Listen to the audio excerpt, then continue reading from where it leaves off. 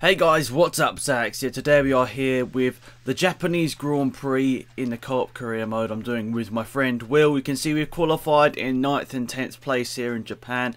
Suzuka, a track which I think myself and Will aren't particularly good at, so I think we were sort of expecting to just have a mediocre result, but 9th and 10th is an alright place to start. I mean, I'm sure we can make up some decent positions off the starting line and possibly around the first couple of turns as well, but yeah, it should be pretty interesting. We're definitely getting into the last part of the season here, guys, and I'm thinking I probably will be doing another co-op career mode afterwards.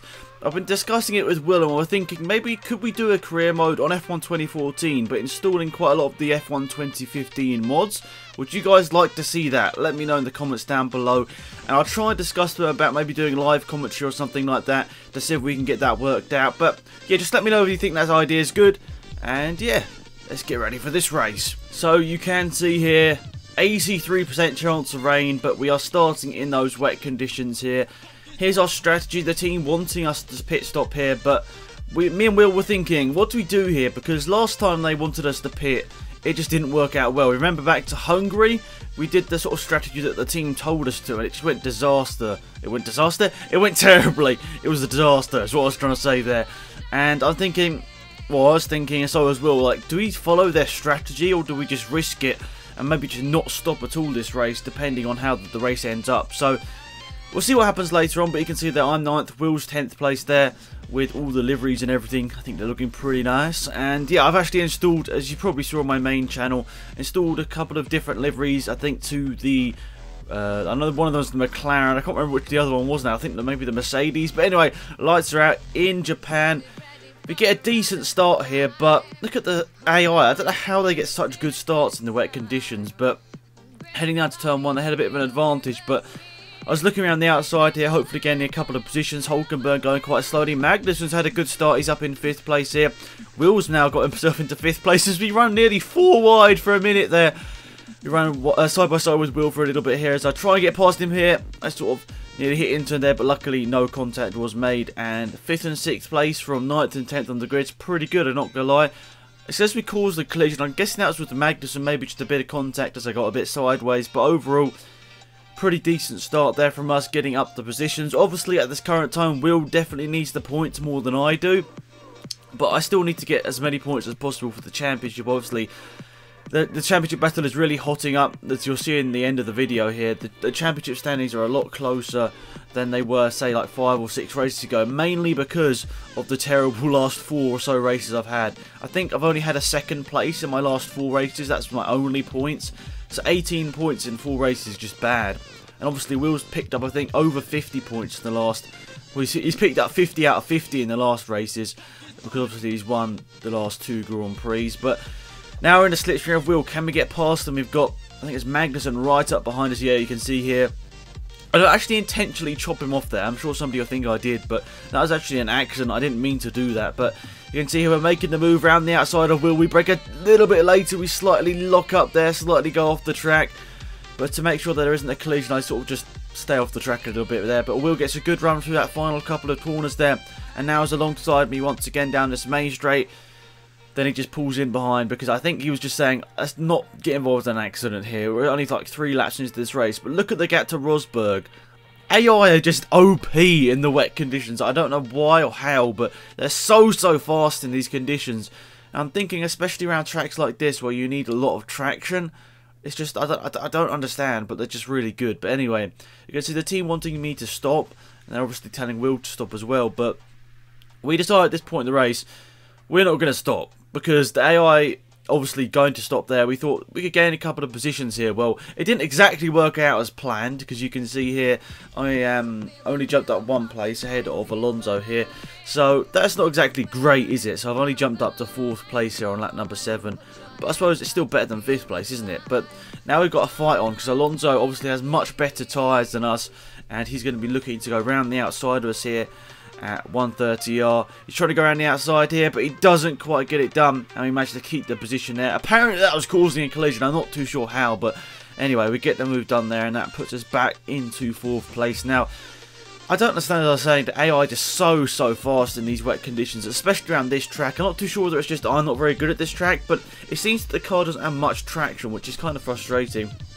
See, 25 seconds Rosberg's in front of us, and here he's actually stopped an extra time as well. He stopped and I haven't, and he's still 25 seconds in front of us.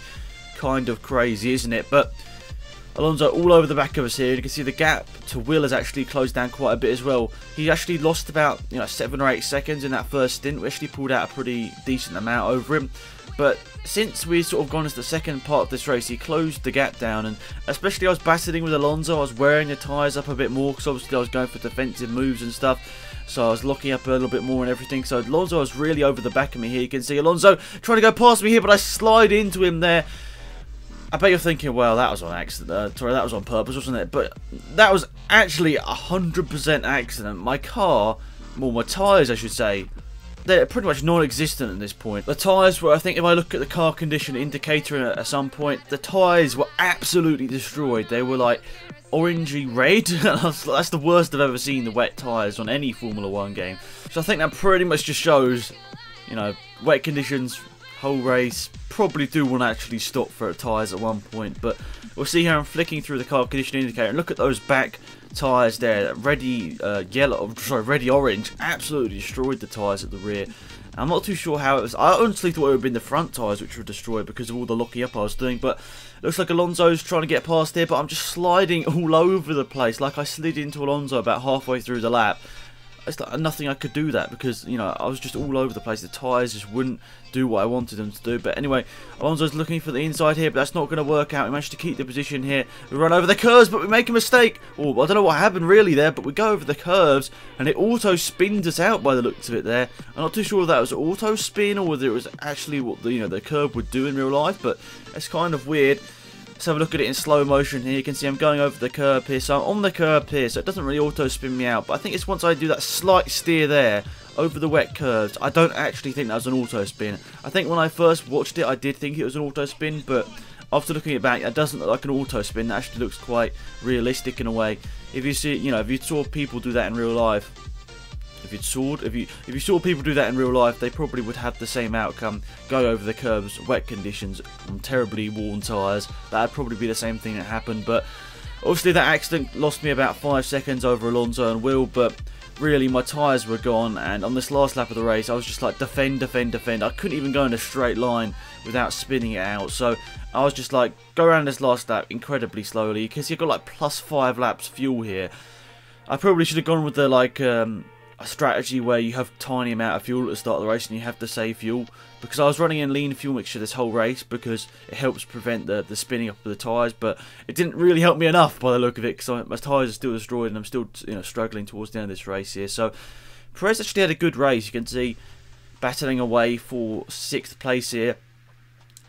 I was actually quite scared at this point in the race, not going to lie, because okay, we've only got like 4 or 5 corners left, but look how much faster he is, and I'm not going to lie, I was quite aggressive with the defensive moves here. I was like, you're not getting past here, Prix.